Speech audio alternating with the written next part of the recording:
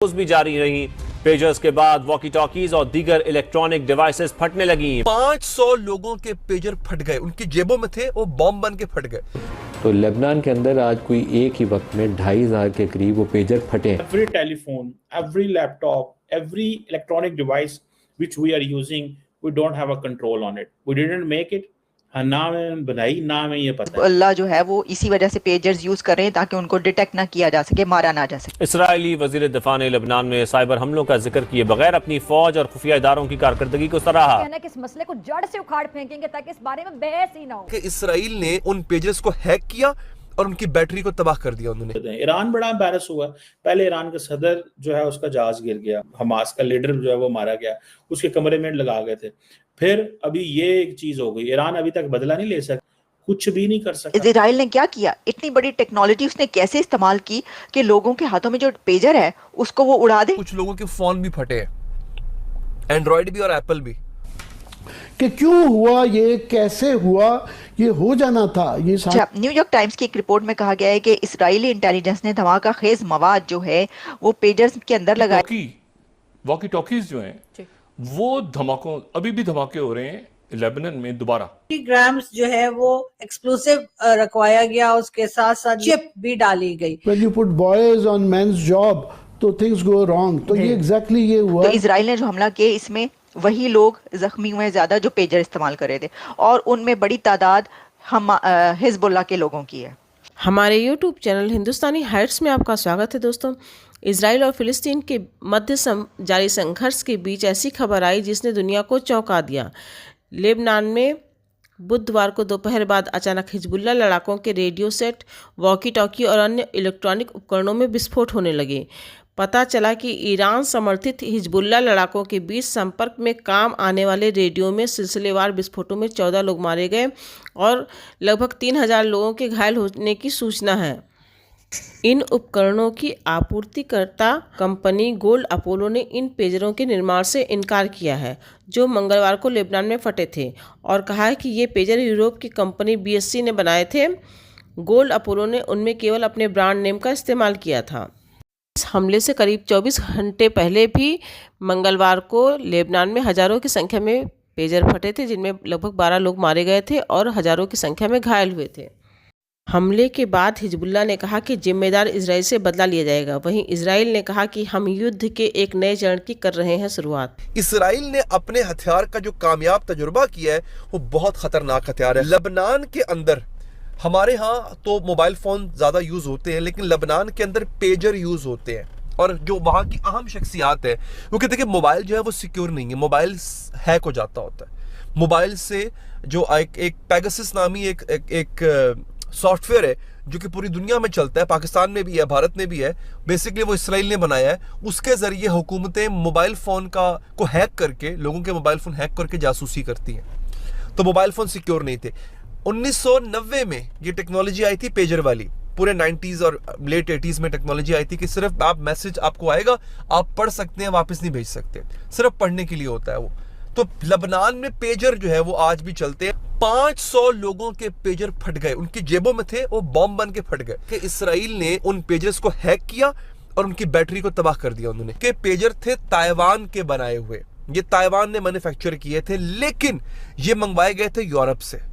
ये यूरोप से ऑर्डर दिया था लेबनानी गवर्नमेंट ने इन पेजर्स का।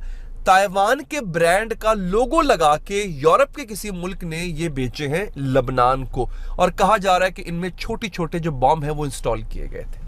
दो इस पे थ्योरीज हैं, एक ये कि बैटरी अपने आप में बॉम्ब होता है, और एक थ्योरी ये है कि इनमें बॉम्ब का इस्तेमाल छोटे पैमाने पे किया गया था। उसके बाद दोस्तों खबरें ये भी आई हैं कि कुछ लोगों के फोन भी फटे हैं, एंड्रॉइड भी और एप्पल भी, और इसका मतलब है वो बैटरी अपने आप में एक बॉम्ब है। और कहा यह गया कि आपके फोन्स को हैक करने के बाद उनको बम बना के फोड़ दिया गया। यानी आपके, हमारे फोन्स, बच्चों के टैबलेट्स, ये सब की सब का फोन जो है नाजरीन वो चलता फिरता बम बन गया है। मेरे लिए ये बहुत ज्यादा परेशान कुन बात है। बच्चों के हाथ में टैबलेट्स हैं, हमारे पास एक नहीं बल्कि कई लोगों के पास तो 2-2 फोन होते हैं, यानी 2-2 बॉम्ब हैं। वो के पीछे इसराइल है। इसराइल किसी भी वक्त किसी को उड़ा सकता है, उसको कोई हथियार रखने की जरूरत नहीं है। ये जो फोन है ये अपने आप में एक बॉम्ब बन चुका है। इतनी खतरनाक चीज है नाजरीन। अच्छा, करंट रिपोर्ट नामी अखबार कह रहा है कि हजारों लबनानियों को जो जुनूबी हिस्सा है साउथ लेबनान, जो कि इसराइल का नॉर्थ बनता है, वहां से उनको उनके मकान खाली करवा लिए गए। उन्हें कहा चलो जो यहाँ से। इसका मतलब है लबनान बहुत जल्द अपने जुनूबी हिस्से की तरफ बढ़ेगा और इसराइल पे हमला करेगा। बहुत जल्द वो हमला करने जा रहा है। नाज़रीन, अल जज़ीरा ने भी ये बात की है, 3 लोग मारे भी गए हैं। जैक्सन हिंकल कह रहे हैं कि गाड़ियां भी तबाह हुई हैं, कुछ लोग कुछ कंप्यूटराइज्ड गाड़ियों को भी हैक करके जो है वो तबाह किया गया। इसके साथ साथ वॉकी टॉकीज, जापानीज कंपनी है आईकॉम, उसके वॉकी टॉकी भी तबाह हुए। कौन सुन रहा है मुझे, कौन नहीं सुन रहा है, हम ये समझते हैं कि जनाब एप्पल जो है वो हम आई मैसेज भेजते हैं वो एप्पल वाले सुन सकते हैं। हमें बहुत पहले पता चला जनाब वो ब्लैकबेरी है, ब्लैकबेरी के साथ जो मैसेजेस होते हैं वो सिर्फ ब्लैकबेरी सुन सकता है और किसी को पता नहीं चलता। व्हाट्सएप है तो व्हाट्सएप ही सुन सकता है। मतलब एक चीज तो मुझे इस चीज का पता है, in every telephone, every laptop, every electronic device which we are using, we don't have a control on it. We didn't make it. ना में बनाई, ना में ये पता उड़ जाए, हम कहाँ पे खड़े होंगे? मुझे बताएं 3-4 घंटे के लिए गूगल उड़ जाए मिसाल के तौर पर, हम किधर जाएंगे? अगर हमारी जीमेल ही उड़ जाए, सॉफ्टवेयर ही उड़ जाए साडा, ठीक है, तो हम किधर जाएंगे? हम खत्म, फिनिश, ठीक है। किसी को कुछ पता ना होगा क्या हुआ और क्या नहीं हुआ। एप्पल उड़ जाए, किसी को क्या पता, हम तो दुनिया में लूले लंगड़े लोगों की तरह फिरेंगे, ठीक है जी।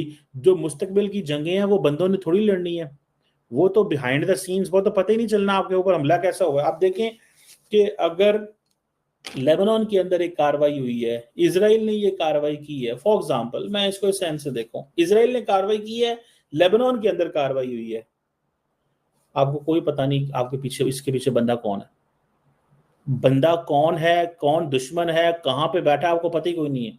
तुसी की करंट है, तुसी बस यही सकते हो कि हम बदला लेंगे। अब ईरान को देखें, ईरान कह रहा है बदला लेंगे, हम ये करेंगे, हम बहुत तुसा भाई की लेना उन्होंने, देखो कहां से बदला लेंगे आप ईरान कहां से बदला लेगा? मैं एक सवाल सोचता हूं, ईरान कहां से बदला लेगा? नहीं ले सकता बदला। कि over the period of time हम तो मतलब एक तो मुसाद मतलब हम तो अमेरिका को कह रहे थे कि जनाब उनका बड़ा कंट्रोल है, इसी तरह चीनियों का भी हर चीज में कंट्रोल है। कल को पाकिस्तान के पता नहीं जहाज उड़ने भी हैं कि नहीं उड़ने। हम तो अक्सर ये बातें करते हैं, इंडिया के पास राफेल हैं, उड़ने हैं कि नहीं उड़ने? क्या कर सकते हैं आप भाई, क्या कर सकते हैं और क्या नहीं कर सकते, सवाल है ना एक। सो ये चीजें जो हैं ये हमें बताती हैं कि क्या होने वाला है। कि वो जो लोग लेबनान के अंदर है उनका आपस में कनेक्शन, राब्ता ही इन चीजों के अंदर था, ठीक है। मैं ये नहीं कह रहा कि ये तो हिजबुल्ला है ना, मैं हिजबुल्ला की जस्ट बात नहीं कर रहा। सो ये जो कुछ हमारे पास आ रहा है ना मुस्लिम दुनिया में या डेवलपिंग वर्ल्ड में, इसमें ज़हन में रखिएगा, ये जो कुछ आ रहा है इसका आपके ऊपर कोई कंट्रोल नहीं है, ठीक है। इसराइल की जो मिलिट्री है उसने तो बेसिकली पकड़ के सारा कुछ ही तबाह बर्बाद कर दिया। अब जिसके पास जो कुछ था वो उस पर ट्रस्ट नहीं करने वाला। अब हर बंदा जो है वो हम देखते हैं जी कि हमारे पास डिवाइस, हमारी पुलिस है फॉर एग्जांपल पाकिस्तान में, पुलिस के पास डिवाइसेस हैं, 50,000 डिवाइस है, 50,000 डिवाइस फट जाए, 50,000 बंदा भड़क सकता है।